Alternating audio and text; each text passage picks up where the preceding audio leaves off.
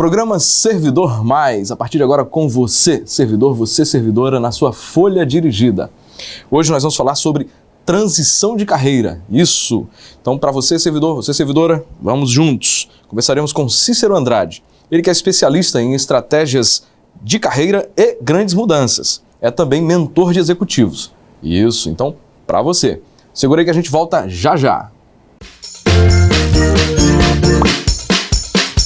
Programa Servidor Mais, na sua folha dirigida. Isso. Eu sou Antônio Batista e hoje converso com Cícero Andrade. Nosso tema, transição de carreira. Pense num desafio, hein?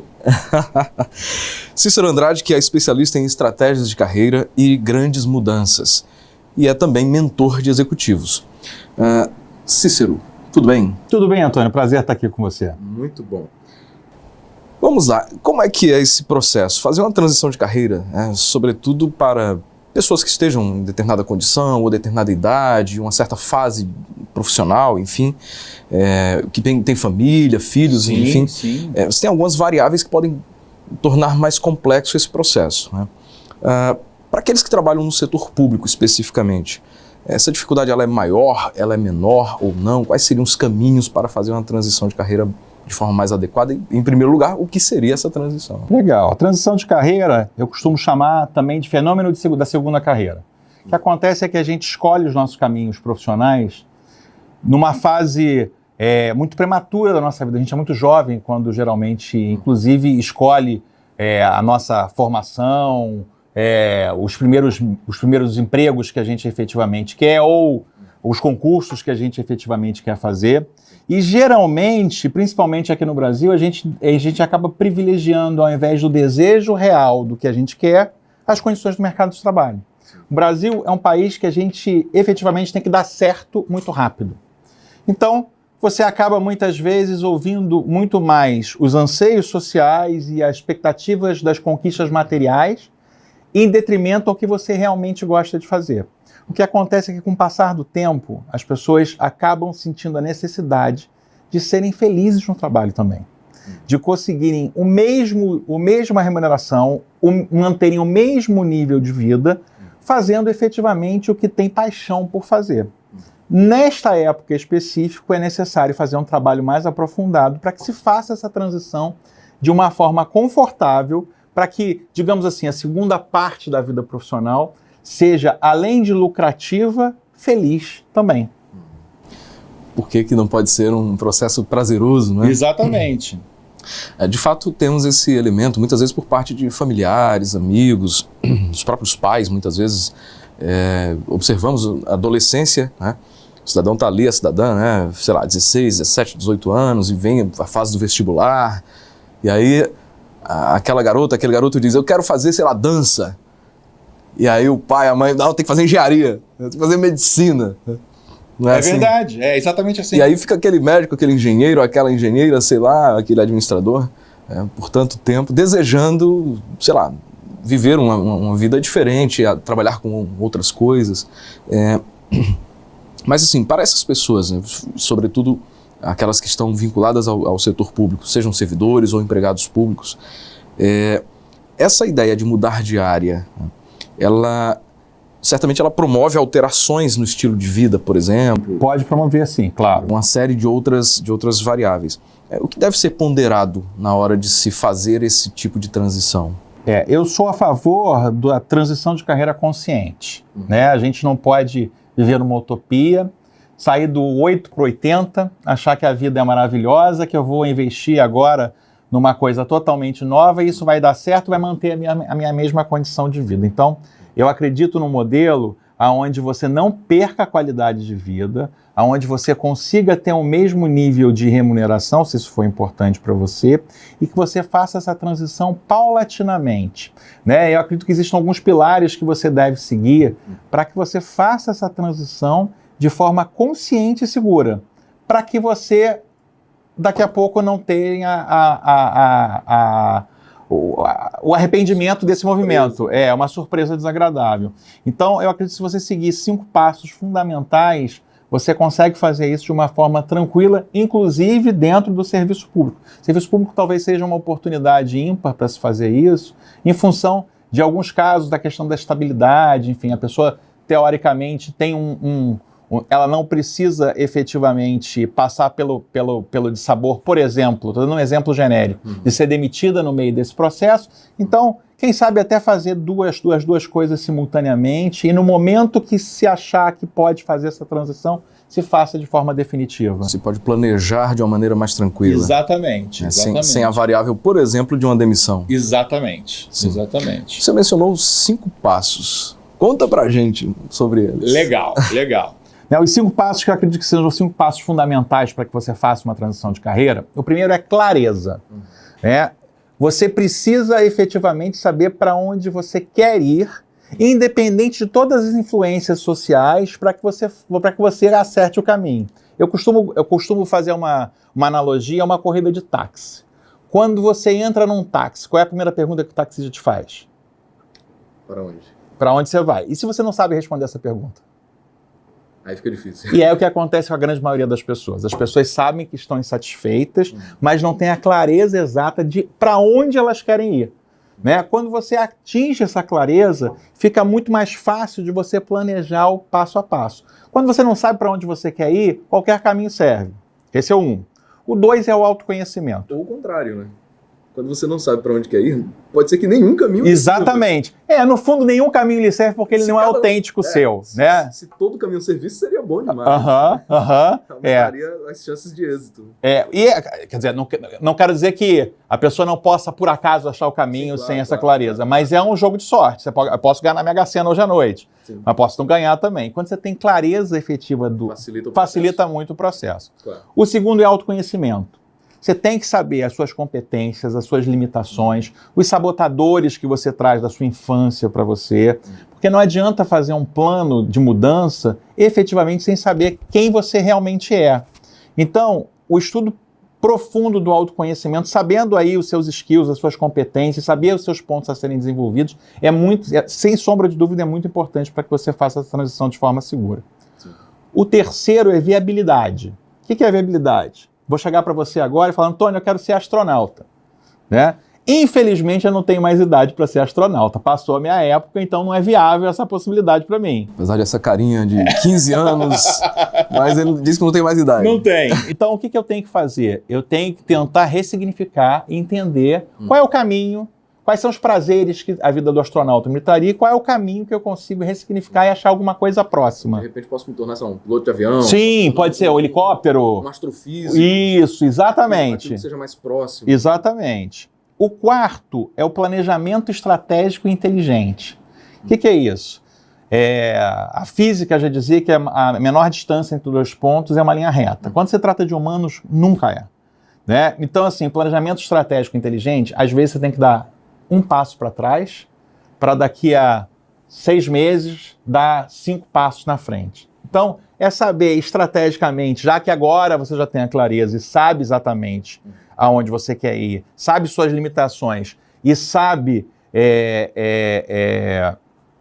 que é viável o que você quer, você planejar de forma inteligente para que você não tenha um resultado não no primeiro dia, mas porque você tenha um resultado que ele dure o restante da sua vida, que a sua vida profissional esteja totalmente completa pelo movimento que você faz. E o quinto, ele não é o mais importante, mas ele é essencial. Só um minutinho, só aproveitar esse quarto.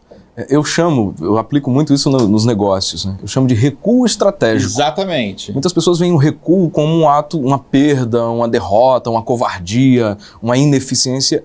Depende. Um recuo bem estudado, bem planejado, ele pode ser fundamental. Eu sempre chamo de recuo estratégico, não é qualquer recuo. Exatamente. Esse recuo, entre outros, é o recuo que permite ao atleta, por exemplo, tomar impulso para dar um salto ainda maior. Perfeito. E completando o quinto, não é o mais importante, mas nenhum desses 4 funciona sem ele, que é a ação direcionada e constante. Se você já tem toda a tecnologia a seu dispor, não adianta ficar esperando que caia do céu o que você quer. Você tem que colocar esse plano em ação. Eu acho que seguindo esses 5 passos, você faz uma transição de carreira de uma forma muito mais estruturada e com um percentual de sucesso, de possibilidade de sucesso muito maior. A fase do do it. Exatamente. Por falar em inglês, e você está acompanhando, você sabe, o programa Servidor Mais na Folha Dirigida, nosso tema transição de carreira, hoje com Cícero Andrade. Entre outras coisas, Cícero viajou mais de 70 países. Fala um pouco sobre isso. Isso faz parte da tua transição de carreira ou não? Como é que é? Faz parte da minha transição de vida. Né? Na verdade, eu fui executivo da área de recursos humanos durante muitos anos aqui no Brasil, fui vice-presidente da Associação Brasileira de Recursos Humanos, e em determinado momento da minha vida, o excesso, o acúmulo de trabalho, eu fui para o hospital no mesmo mês com 2 suspeitas de infarto. E nesse momento eu comecei a planejar com a minha esposa, enfim, a gente às vezes corre, batalha, luta, para no final a gente aproveitar a vida, né? E eu vi que eu não sei se o final para mim estava muito próximo. Graças a Deus já fazem 8 anos que isso aconteceu, né? E eu estou aqui ainda. Mas a gente resolveu parar, tirar um ano sabático e remodelar e fazer a nossa própria transição de carreira. E nós éramos profissionais extremamente bem-sucedidos dentro da nossa área, mas, de certa forma, alguma coisa não estava encaixando como a gente queria. E aí, o que eu fiz? Eu me mudei para Dublin, na Irlanda, me mudei definitivamente para lá, eu me redirecionei minha carreira lá e realizei meu sonho de abrir minha empresa. Minha empresa é aqui no Brasil e é em Dublin, na Irlanda também, tem clientes no Brasil e na Irlanda. E dentro disso, a gente decidiu dar de presente um para o outro, fazer uma viagem internacional por mês. Então, nos últimos 8 anos da minha vida, eu faço uma viagem internacional por mês.